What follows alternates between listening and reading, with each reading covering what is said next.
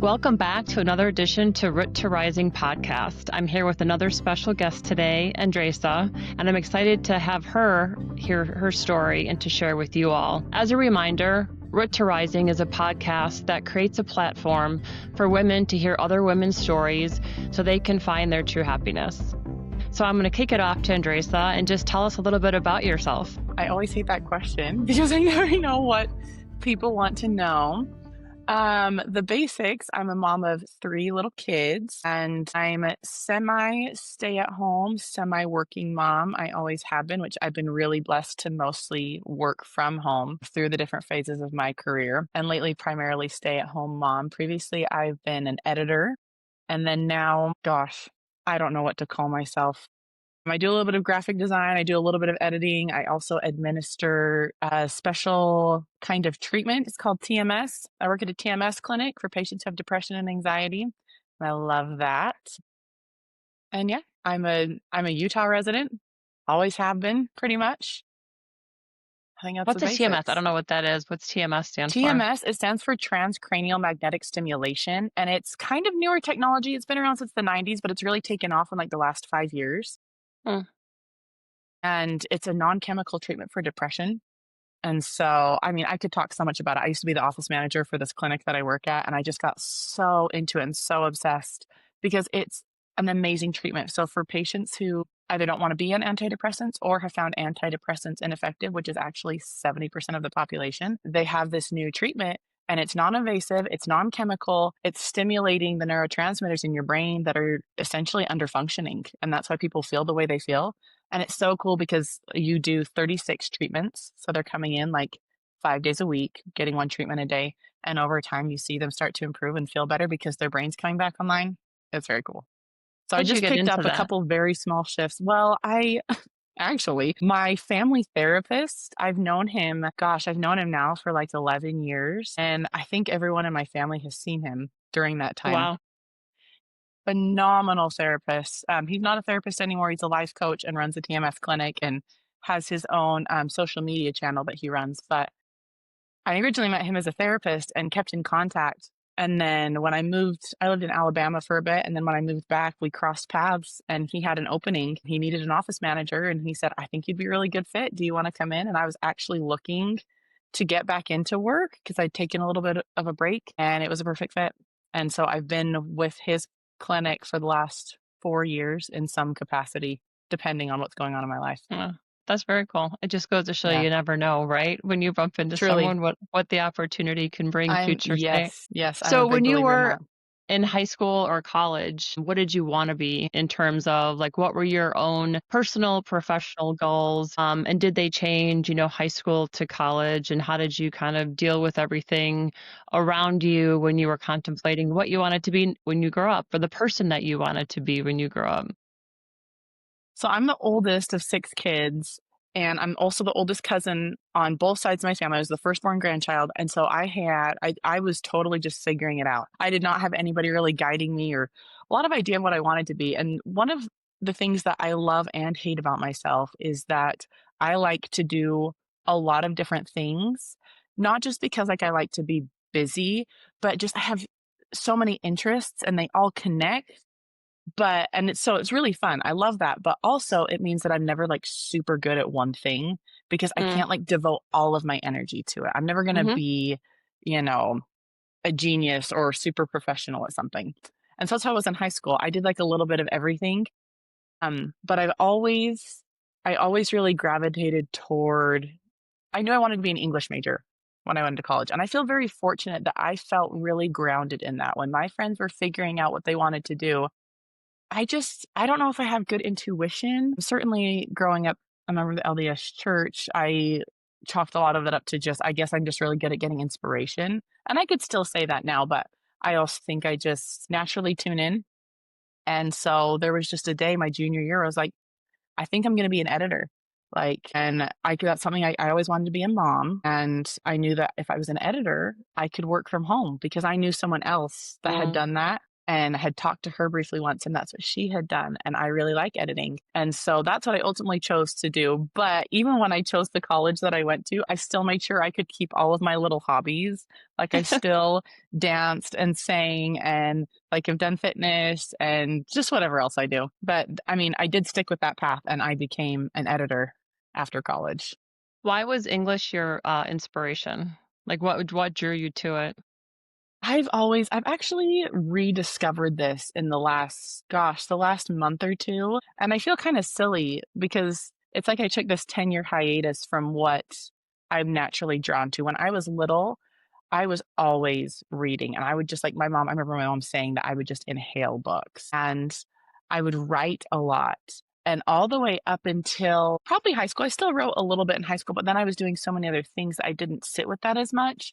But I knew that was something that I just was naturally drawn to. I loved reading. I liked writing. I liked the creative, Hmm. expressive. Like I'm a really expressive person. I need outlets for all of the feelings I have, and writing was always that for me. Got But it. I was too scared to be the writer because like that's really Mm, vulnerable, like putting yourself out there. So I was like, well, I'll be on the other side of that.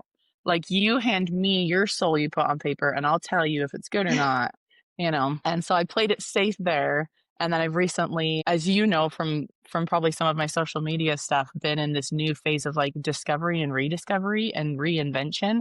And I realized like, oh, I literally have been doing this my entire life since I was little bitty. I kept a journal every single day from when I was 7 till when I was like 15. And so why not do what comes naturally to me, you yeah. know? Did you ever think when you were making decisions of like what path to choose in college or what you wanted to be that you had certain expectations of your parents or of the church or of culture, or even just of other people around you, of having to go a certain pathway? Or did you feel like you had pretty free will to say, hey, English is my motivator, I get inspiration from it, and it was welcomed and supported? For sure, there's expectations. I'm the oldest kid. There's always high expectations on oldest kids. And my parents had very different upbringings in a lot of ways than what they gave me. And that, in a way, kind of puts pressure on you to become more because you feel like they gave you more than what they had, so I should be Ah, more. And yep. then the LDS Church has, I mean, there's like some options within it, but it's also kind of a very linear path for most people. What really was hard for me was wondering if I was going to go on a mission or not. Like Mm. I'm a connector. I love to connect with people, and that makes me quite a bit of a romantic. And so the idea of marriage just, Hence the English. Hence the English. Most people yes, say English majors are romantic. They go hand in hand. probably, we romanticize everything, like from Yeah. like actual love romance to like the Yeah. day to day life. Yes. And so I just always loved the idea of getting married and having my person.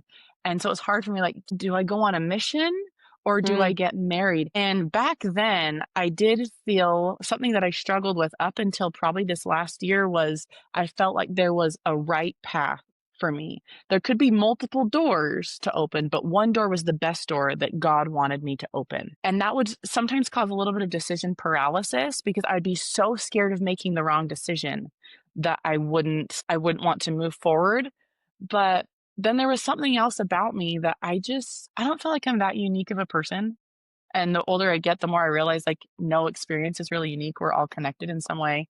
Hmm. But I just always kind of felt like I was doing my own thing, like, while all of my friends were kind of following these linear paths. Mm. It's like, well, I don't super fit that. And so I'll just like, even when I was doing what they were doing, it still felt like I was doing it in a different way. So I did ultimately end up going on a mission, but it was for me a very clear moment when I was like, this is what I'm supposed to do. Like that door has opened for me and I'm leaning into it and I'm just going for it. And I never questioned that. Where'd you go So for I your was really mission? grateful for that. I went to Belgium and the Netherlands, so it was like Oh, two wow. tiny countries. Yeah, very Yeah, fun. but still very different experiences. Yes, Yeah. So, yes. so at the time when you made the decision to go on your mission versus getting married or doing other things, why do you think at the time you chose that door? I always kind of hate explaining it because I know that not everybody, in fact, most people I know don't have moments like this, but that I've had with all of the big decisions in my life, I can remember the day and sometimes the moment where I just knew. I just knew what I was supposed to do. And I remember my dad had just finished running the marathon and we went to see him and he was talking about the LDS General Conference and they just dropped the mission age to 19 instead of 21 for young women. And it just hit me. I started crying. I was like, there it is. Like, that's what I'm supposed to do. And that's how it was with like being an English major too. That's how it was marrying my husband. Like, it just hit me and I just knew. And I don't know why that is. Yeah. And I'm lucky I don't have a lot of regrets from my mission, even though I've since left the church. I know a lot of people will have like a lot of regrets, like, oh man, I wish I hadn't gone and indoctrinated people. Maybe because I didn't teach that many people. Nobody wanted to listen to us. So I don't have anything to regret. But that decision totally shaped my life. That's where I met my husband. I would not have met On my your mission? husband. Yeah. Yeah. Which country did you meet him in? Belgium. He's also from Utah, but he's from northern Okay. Utah. And he would have gone to a different school. Like, I don't know how we ever would have crossed paths. If you didn't go on the mission. And it was so perfect for me because I struggled. I had some like dating struggles. And a lot of that had to do with just like insecurity and trying to find a spot to belong and to feel loved.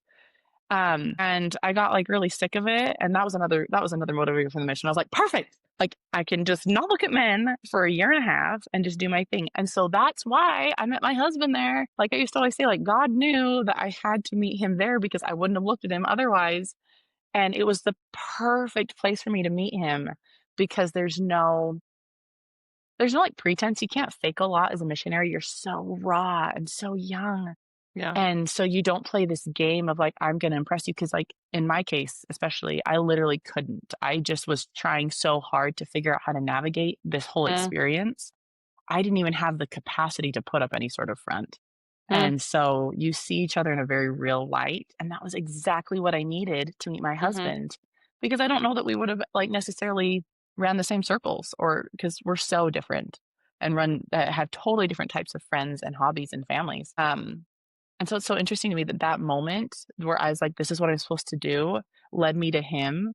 And I think that's just like a pattern for my life, is like, I'll feel really sure about something and it opens a door that I needed that may not have been opened any other way. I don't know why that is. Was he on a mission too when you met him? Yep. He was also a missionary. Yeah. I kind of hated that for a while because I was like, this is going to make it sound like I was a bad missionary, even though I like still so focused. Like, we literally only ever talked about like gospel teaching related things, but I just was like, oh, I'm gonna have to tell people that I met him on my mission. And there's where that expectation comes in, right? Whereas like, I've got to be essentially perfect. I have to have this a perfect appearance and like I'm doing everything right all the time, because if I do it wrong, I don't know. But I've always had this huge fear of doing something wrong. And it sounded wrong to meet your husband on the mission, but I didn't choose that. Like, Yeah. I wasn't looking for him. So if you were to that go was like back a mental now, thing, but minus meeting your husband thing, because that obviously you're going to always say I never would change it. But would you change going on a mission, knowing what you know now, outside of, let's say you still met your husband, but it was at a different point in time? no, like I was thinking about, like, one of the questions you put on there was, what's my personal brand? I was like, gosh, I don't know. But I think it's in like a couple of words, a lot of self-discovery and self-invention, as well as like, I'm a big believer in blooming where you're planted. Like, I don't believe in looking back with regret, because we all do the best with what we have at the time. And everything in my life has been like a step to the next phase. Even if it like it was like 2 steps back, like 1 step forward, 2 steps back. I needed those experiences. Yeah. I discovered so much about myself and my relationship with God and my spirituality, and made connections. Like, even though I didn't teach a lot, I had beautiful moments, selfless moments, which young adults are not very good at. It's a very selfish time of life, as it should be. You're trying to figure out your life. But what a gift to go to another country and have to step outside of myself and look for people. And that was one of my things as a missionary. I wasn't just looking to like convert people to my religion. I wanted people to feel better. I wanted people to feel loved, because that's one of the things I've always felt with belief in God. I've always struggled to feel loved here in my earthly sphere. But with God, I felt inherently, intrinsically loved. And I wanted other people to feel that. And so that's what I spent my time doing. And even though I didn't do a great job at it, and I spoke terrible Dutch for so much of my mission, like, I I needed those moments, and I needed to be alone and away from my family and figure out who Mhm. I was Mhm. without everything else in my life, without, like, Around you. I wasn't even gone by my first name. I was Sister Johansson, you know? I Mhm. wasn't Andressa, and that just was a building block Hmm. for my life. But like So I you said, come I'm back. lucky that I didn't indoctrinate people, so maybe it would be different otherwise. Well, it sounds like, and honestly, how old were you when you went? 18, 19? 19, 20, I 19. A guess. lot of, Yeah, to yeah. your point, a lot of females at that age, like it would be great if we could all take time and put blinders on and not listen to the noise around you, right? And Right? just have time, to your point, to self-reflect and discover like who you are and what inspires you. And especially nowadays, I think it's even harder because you have social media around you. Yes. You have all So these much. comparators and everyone's doing the next, and school is so competitive, right? For so many of these Yes. females and males, like students all around. Like the level of competitiveness has been increasing over time as we become more sophisticated as an intellectual as humans, right? So it would be lovely to have, I think even at 51, love a year or two just to self-reflect and be like, okay, what did I do and what am I doing moving forward, right? Like just Mhm. to take a moment in time to reflect that. So it's nice to hear that you made an experience positive and took it upon yourself to listen to yourself on that. So after you came back from your mission, what did you do next? Got married. I got Right away married when you very came back? fast. Yes. Wow, Yes. that's crazy. My husband wrote me. He went home before I did, and he asked me if he could write me when he went home, and I was just tickled at that point because, like, I already knew that I was gonna marry him, but Aw. I didn't know how he felt about me, because we never talked. We never saw each other, we never talked. It's just one of those things I just knew. I knew that I was gonna marry him. He was, like, everything I was looking for and so unique compared to every other man I'd ever met. So I was just tickled that he thought that I was great. So he wrote me, and he came home in December right before Christmas. I ended up coming home just a teensy bit early from my expected date, so I came home end of February, and we Mhm. got engaged in April. The first weekend of April, we got engaged April 1st, and we got married May 28th. So, Oh my like, gosh, fast. literally so fast. I tried to push it out further. I wanted to get married, like, maybe in the fall, but, like, weird things kept happening, like, in timing. It just kept pushing it up, up, up, and I was like, "Well, you just get married in May." And so we did. That's another one of those things I'm like, "Wow, that's so different than I would have planned it," but it was perfect. So I got married, and we went up to school together in Idaho, and then I finished college, and then we moved back to Utah, and I got an editing job and launched from there. So when you came back to Utah after finishing school, how did you get a job right away and how did you get your first job? Well, I guess it did take a minute. So to me, it felt like a long time. It was not that long. It was like 4 months, but looking back, when you're job hunting and every day you're wondering what you're supposed to be doing and you're living it with your in-laws because you can't find a house, Wow. like, it was so stressful. But actually my sister, she went to school to be a school counselor, and so she's really good at helping people figure out career paths and find Mhm. careers. And so she was looking on the school website actually and got me a job with the university up in northern Utah. And she sent it to me. She's like, "You should do this." And so I applied, and for some reason they hired a girl fresh out of college, and I started my first editing job. And that job led me to my next one that took us to Alabama. And we were there for 3 years, and just the building blocks. Was that typical or atypical for them to hire a female editor at that time? Like right out of college, no experience. Is that typical? I mean, it was at a university, so they're around young people, and so they're believers in them. But the company that I was working for had nothing to do with the university, technically. It was just kind of university funded, and it was small. It was a very small company. But also, there were several, like, it didn't matter that I was this young female because several of the other women there, like, they had several other female employees who were helping run the company, who'd been there for a really long time. And so, I think that helped them see potential in me because they had all kind of grown together, Yeah. in this company, and they were phenomenal, really supportive. I wouldn't call them necessarily mentors, but I mean, just really good people to associate with that really built me up and believed in me and saw that I was passionate about what I did. And so it was a really good fit, really good fit. And then you stayed as an editor for a few years? I stayed there for about a year and a half and had my first baby while I was there. And then I just knew it was time to have a change. And Mhm. I didn't know where else I wanted to move except Alabama, where I'd visited. And my husband had an uncle who was living there at the time. And so I just looked up editing jobs in Alabama and found one that I thought I'd be a good fit for, and I applied for it. And because of the editing experience I'd already gleaned from that, and then in college too, like I picked up a lot of opportunities in college that other people wouldn't pick up. Like, And for that, example, like what? Like what? Because I well, think there was today it's like, important for one of the common things I hear are, um, people go back and say what I would done differently in college, and they're say, "I wish I would have done more clubs. I would have done more activities. I would have volunteered for more. I would have exposed myself to more." It sounds like you did that. So what did you put yourself in? well, I think more of what I do is like can get really nervous when I see a lot of people going for something. I tend to put myself in the back and be like, "Oh, well, they've got it. They're better at this than I probably am. I'll just do my thing." But if nobody's stepping up to the plate, I'm like, for some reason there's something in me that says, "Well, I'll do it." Interesting. And then I figure it out, and then it leads me to opportunities. So there were several other students that I did classes with through the years that also wanted to be editors. And we were in this class, this required class. And at the end, one of the other professors popped in and said, "Hey, we have an editing job that's opened up. We need someone to edit and proofread this new online course that we're putting out.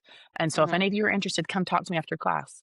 Nobody did except me, not a single person. So I kind of got the job by default, but that is the job that got my foot in the door for everything else. Like I didn't quite know what I was doing yet, but I was willing to try and willing to put in the effort to figure it out. I didn't even know if I for sure wanted to be an editor yet because I'd never actually edited.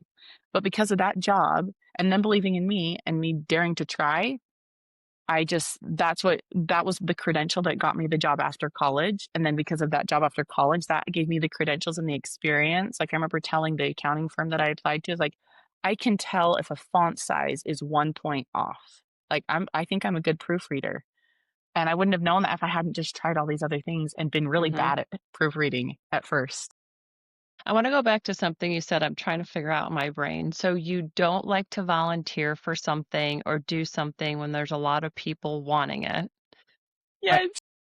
I don't know what that is, confidence or you don't like competition, but yet when no one wants to do it, you're the first one to dive in. And why do you think you do that? Is it because you know there's no competition, or do you do it because no one wants to do it and you wanna, like you talked about earlier, you wanna be the one that can do it and overcome it? I'm a big believer in overcoming things, especially myself. And that's been a big theme for me the last year as like my immediate family is kind of fallen apart. And then I've left the religion that was the house I lived in my entire life. Hmm. And there's something about like, I'm gonna overcome all these feelings and come beyond this. But my husband pointed this out to me recently. I've never thought of myself this way, but I've been, like I mentioned that to you before this, I've gotten involved in community theater and I realized I love it. Like that was another thing that I always wanted to do when I was really little, but then just never did because it's scary and hard and has nothing to do with Mhm. editing. But I've recently rediscovered it and just have fallen in love, but it's terrifying. And I auditioned for this play yesterday and my husband was asking me if I was going to go for a lead and I'm like, no, that's like way too scary and everyone's going to be so much better than me. He's like, "Why do you always put yourself below other people? Like why can't you be just as good as them?" I was like, "I don't know. I guess I just don't view myself like I think everyone else is more experienced or more knowledgeable. I just view myself as kind of like sometimes ignorant and naive even though there's things I know, I feel like someone's gonna know more than me. But then deep inside, there's something that's like, I believe there's more to me than what people see and what I see. And theater has created like a really clear mirror for me in this way. Like I know I could get up there and do something big. I just don't know how, and I just haven't been given the chance, and I'm just scared. And so everything on my resume from like student council, pageants, dance company, the jobs I've just mentioned to you, the plays that I've been in, they've been really small talent pools that they've been pulling from. And for some reason, just maybe when everyone stepped away, I am just a little bit bolder to stand and let myself be seen. And instead of backing down in like the awe and glory of everybody else, I'm willing to like discover my own. I don't know what it is, What are you but afraid of to do it in a big group versus a small group? If you stand up and fail in a small group, what's the difference besides numbers that you would do in a big group? just looking stupid to more people. I hate looking stupid. I hate feeling stupid. And I hate being wronged. And I've been Mm, wrong so many times in my life about, even though like there's been so many experiences where I've been right that I just barely told you about. I've had these really big moments where I've been wrong and been very ashamed and had people point that out to me. And so mm, then it's utterly terrifying to put myself out there in big ways, because what if I'm wrong again? What if somebody mm, else smarter than me says, "You've been wrong all this time"? But like I said, there's something inside me, it's like, I think I have something right about me, and I'm never gonna find out what it is unless I put myself out there and that's just right. try, and nobody else can tell me what that is, because I could give someone fabulous advice that's worked for me, but they're a totally different person, and so that's why I'm like, I have to just keep trying to figure it out, because I don't wanna look back and regret not becoming the person I knew was somewhere inside, you know? It's interesting 'cause when you talk, it's so conflicting of what you're saying. Like you're saying, and I agree with you. All I see, I mean, and the way we met was I stalked you on TikTok and then Instagram. So all I saw was confidence. And so, but now when you talk about yourself, you're continuing to go back and just you remind yourself that you weren't, or you had experiences where you were wrong. And so you want to do the best for yourself, right? And you're saying, I want to overcome things. I don't care. You shouldn't care what people think. But in the same regard, you don't want to be wrong because you care what people think, right? So it's very conflicting. Mhm. But, long story short, do you think that in your experiences, the way you were raised, family, culture, religion, any experiences, your mission made you not be able to have, it's not confidence that you're lacking. It's not, because I see it. It's something that allows you to come out and say what you want to say. Like you have it inside. It's almost just the momentum to be able to say it, or the platform to say it. And something holds you back from the confidence internally to saying it externally is what I see. That's such a good point. That feels so right. And you're right, it is conflicting. I don't know what it is, but I do think, I mean, I've said this to you before. I do not believe in like looking back and wishing things were different, because that doesn't do any good. You've just got to bloom where you're planted sometimes. I can't change the garden that I was planted in, you know? And so would my life have been different if I hadn't been born in the LDS Church? Absolutely. And would I have met the same husband that I have now? I don't know. I don't know. Yep. That doesn't matter to me, but I don't know how churchy we wanna get, but one thing that I think is very We can get churchy prevalent if you want. Go for it. It's in your the story. LDS Go for it. thanks, that's also a big part of my platform, but Yep. only on TikTok, not on Instagram, because I'm very aware I don't wanna hurt I don't wanna hurt Mm, people, and I don't wanna hurt people yep. close to me. Anyway, Yep. that's another side of the And those story. people aren't on TikTok. They're just on Instagram. Yes, they follow me on Instagram, not TikTok. So that's That's a whole funny. nother side. But like in the LDS Church, there's this very prevalent teaching of we are the true church. If someone says we're not, they're wrong. And if you Mm, think we're not, you're wrong. That was one of the big dividing moments for me and my husband, because I grew up so Orthodox LDS. My husband has always been a little more open-minded than me. But mhm. I mean, I just check, check, check, followed all the rules, tried to be the best Mormon girl I could be, um, and thought that that was the way to be happy, and I was happy. But I also was severely stressed and very much a perfectionist, because and this fear of being wrong, I think I have that naturally, but then being a member of the church really brought that to the Yep. forefront for me of like, Yep. well, being wrong sounds really scary, because that could compromise my eternal salvation. Mm, And that's hard, and that was one of the hardest things about leaving, but the thing is like, my husband and I started to notice some things that we didn't agree with in the church, so we started to make different choices. Still trying to follow, like, we still believe in God, and still trying to follow God and listen to what God would tell us to do instead of what other people would tell us to do. which I think is a beautiful gift. But when we went and talked to our local leaders about some of these choices, well, ultimately we were trying to get temple recommends because you have to check Mm, all the boxes. I know you're familiar with mhm, LDS culture, but mhm, in order to attend the temple and to be able to worship in kind of the highest way available in the LDS Church, you have to be adhering to certain principles and standards. And if you're not, mhm, you're not deemed worthy, is what they say, to go into the mhm, temple. And because we were doing some things differently, they didn't let us have our temple recommend. And so because of that, they told us, you're potentially compromising your eternal temple marriage because you're married in the temple so that way we could be together forever. Like that might not happen if you don't, this is a really rough way to say it, but what like were if you you don't get doing that back in they line.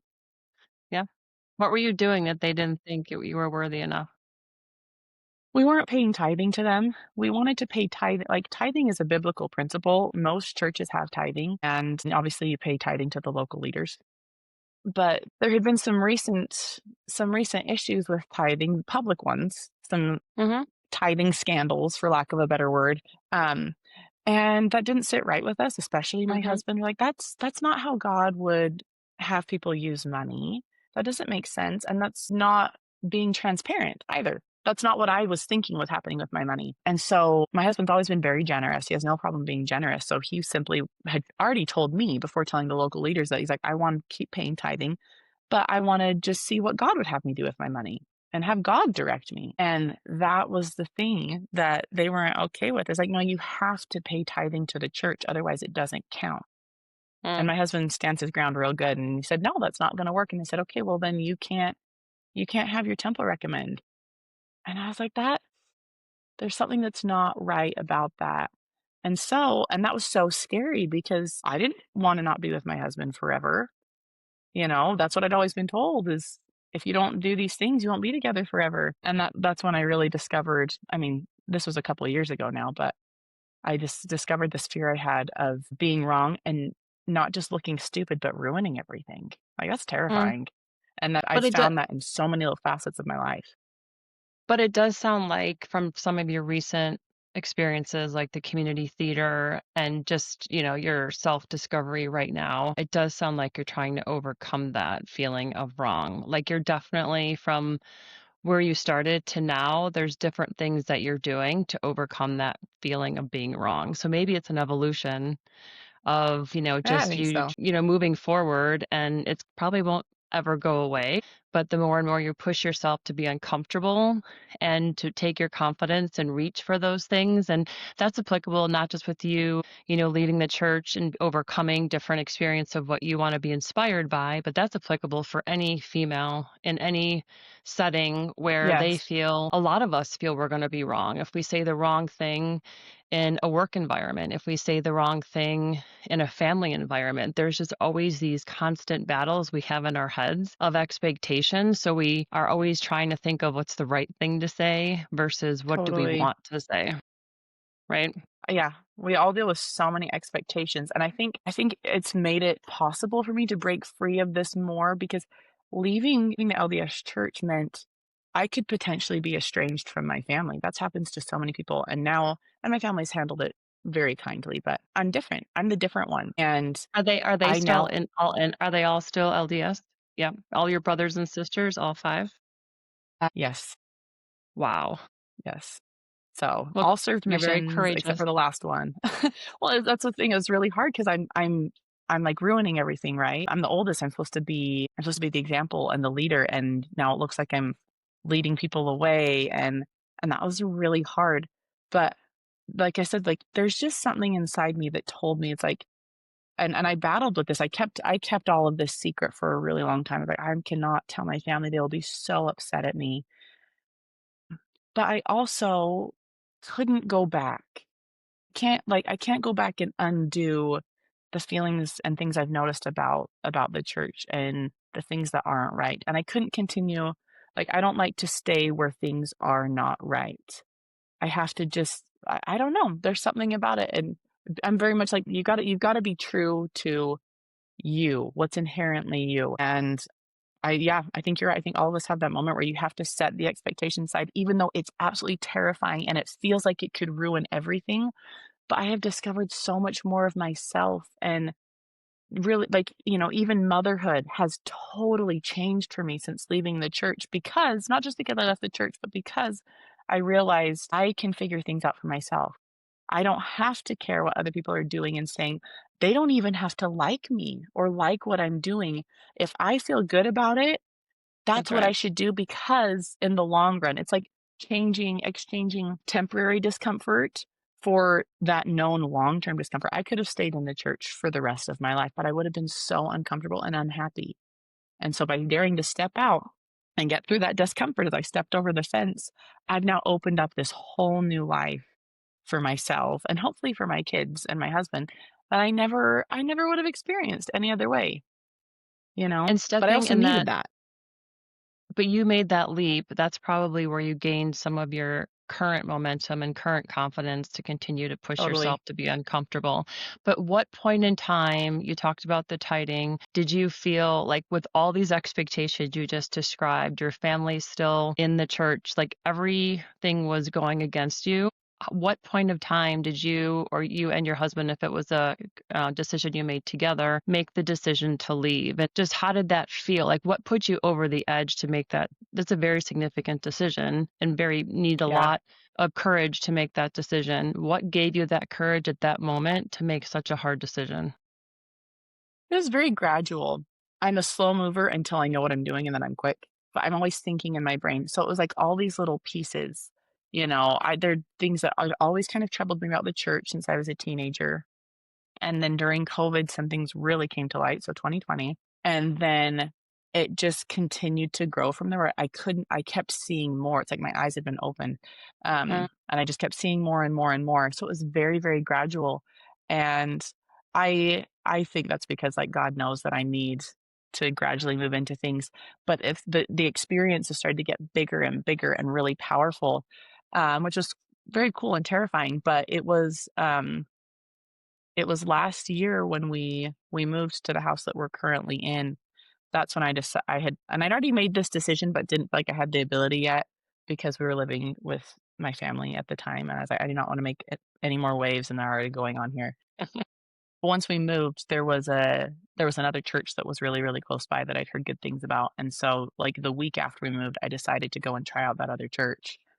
And there it just, like, that was exactly a year ago. That was Mm. exactly a year ago, probably almost to the day, because we moved last mid-October, Wow. and then I started going there, and, I don't currently attend there, actually, weirdly enough, but What kind of it was church was it? Just kind of church was it? just a Christian church. Like, it's not a particular it's not I didn't want another religion. I just wanted community and connection to God and spirituality. Just scripture and singing and connection and Mhm. spiritual experiences. And I found that there. It was beautiful, wonderful people, loved it. That really propelled me to keep discovering. And then this summer, there was a couple things that led up to eventually my husband and I kind of around the same time, both just being like kind of fed up. It's like, you know what? I don't even think I want to be associated with this anymore. And that was hard because I never thought I'd reach that point. But we both kind of hit that at the same time and decided, like, yeah, it's time to really close this chapter and see what happens when we essentially fully step away. So that was in July.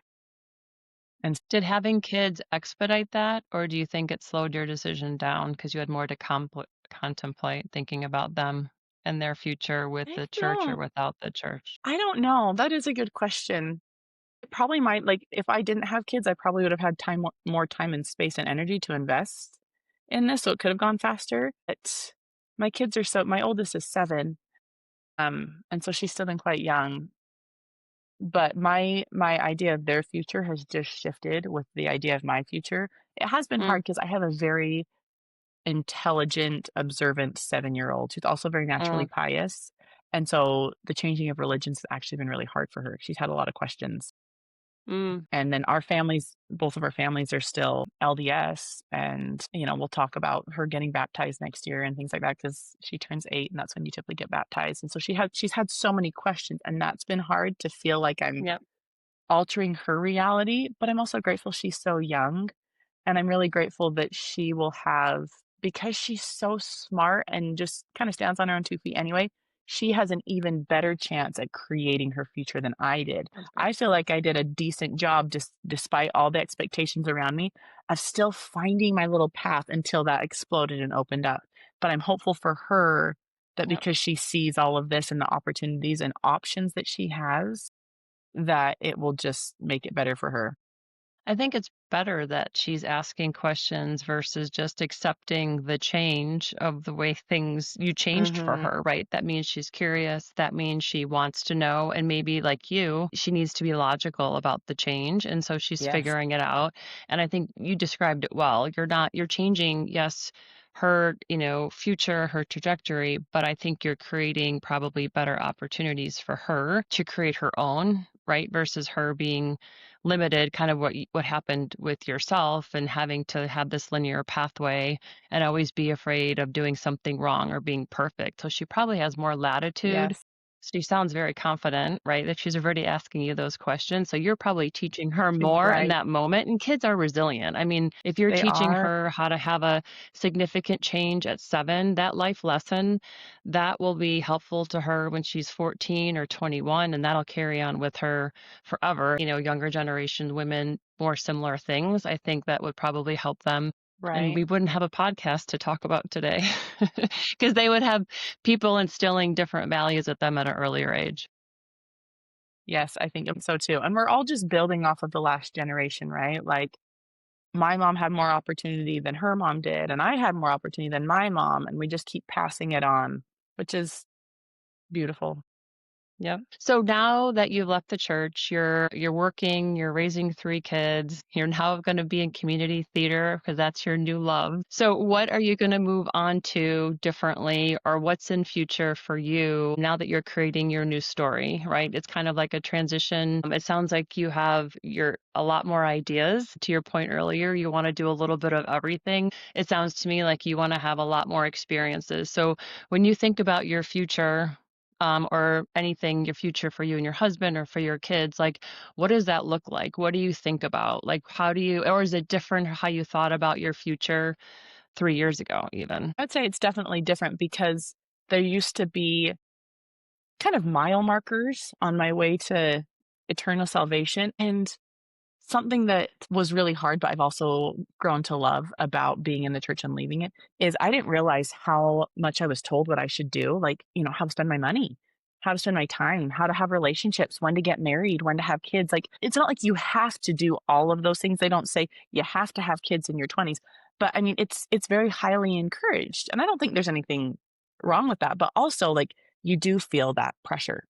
And so I definitely had like, okay, in my mind, okay, we'll grow up and probably be senior missionaries and serving in the church, and my kids will go on missions and get married in the temple, and then they'll have kids like, and a lot of that will still probably happen in some capacity. My kids will grow up and get married probably and all that sort of thing. But I was really fortunate to marry someone who is a big dreamer and a big thinker, but also a big doer. Like if he dreams it, he'll do it. And so we just talk about what kind, and we've always kind of done this, but now it feels like we have even more expanse to do it. Like, Mm, what is our family like? And he's the oldest mm. too. So we're both trying to kind of break free of like hold on to the things we loved from growing up, but break free and open the path for ourselves and probably everyone behind us. And so we want to be able to have a lot of freedom to to do whatever we want. We felt confined for so long to these ways of life, and he and I are not the kind of people to be confined. And so we want to do a lot as a family. We want to spend time together and travel. And if we have money, it's not to hope, we don't care about a big house or anything. We want to be able to just give our kids experiences that we wanted when we were kids and to invest in them and to invest in other people who also have dreams. Like I said, I recently rediscovered, I was like, I think I'm supposed to be a writer. And so I'm like, this is There perfect you because go. I could write for the rest of my life. And so it's just, but it also continues to evolve. Like he and I are not afraid to change course. We're not afraid to adjust or change or cancel plans if something different comes up or if we don't feel good about the current plans that we have. That's something that I feel like we've gotten really good at as a couple, and so it makes the future really exciting. Like, we could end up anywhere. We have a couple of specific things we want, mostly family oriented, and then we both have our paths of self-growth that we want. It's exciting. I don't know where we'll be in the next 5 years, and I kind of love that. Yeah, exactly. It's an adventure, right?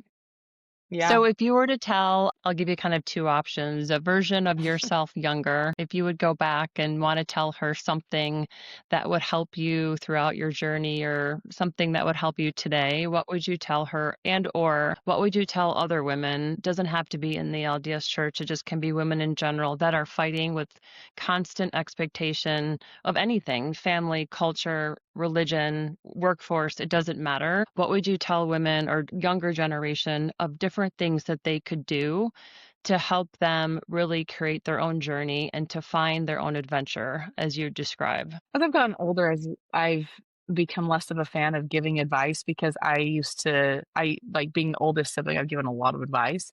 And I've learned that even if my advice is amazing, it may not work for that person because they're a different person than me. That's right. So it's hard to give like specific concrete things. But I mean, I've talked a lot about just trying something, especially if it's uncomfortable, not if it's unsafe. There's a difference between discomfort and Agreed. being unsafe.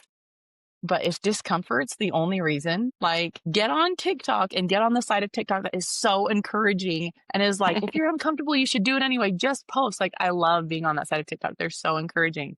And I had a mission companion. She was life changing for me because I was talking about my dreams one time and she said, well, somebody's got to do it. Why not you? And I think that's what's What? always propelled me is like when it feels like no one else is doing the thing, but I know I really want to do it. It's like, well, maybe I'm good enough. I'll just try it because that somebody's dream. Why can't that be my dream? Somebody's reality, like her reality was her dream was she wanted to live in Hawaii. And she's like, somebody's actually living in Hawaii. Like, why couldn't it be me? Why can't I do it? Yes. And that's what I tell myself a lot is like, well, somebody's got to be the lead in that show. Why not me? Somebody's got to Yep. do that editing job. Why not me? And I won't know unless I go try it. Even if I'm bad at it, that doesn't mean that I Or if you can't still fail do or it. if you're wrong, what's going to happen? Yes. Right? You don't get the Yes. job. Yeah.